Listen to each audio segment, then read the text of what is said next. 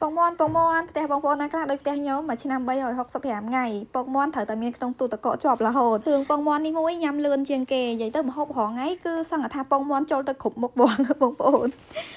នៅកូរ៉េនេះមាន Internet Shopping Mall បងប្អូននៅកូរ៉េស្គាល់ឲ្យ Coupang ចាតែនិយាយពីអីវ៉ាន់ក្នុង Coupang ស្អីក៏មានដែរបងប្អូនរបស់របរញ៉ាំស្រស់ថ្មីល្អខ្វះតែលុយទិញនិយាយមែនក្នុងមួយខែ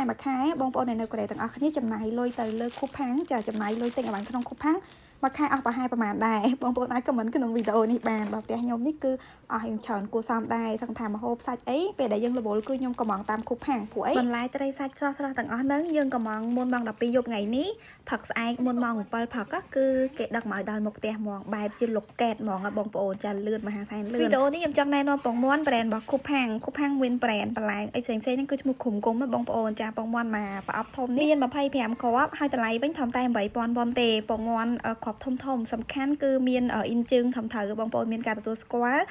ពីក្រសួងសុខាភិបាលបញ្ជាក់ពីពងមាន់ហ្នឹងគឺអត់ប្រើគេហៅថាហាងសេងចេចាគឺជាថ្នាំផ្សះទៅលើ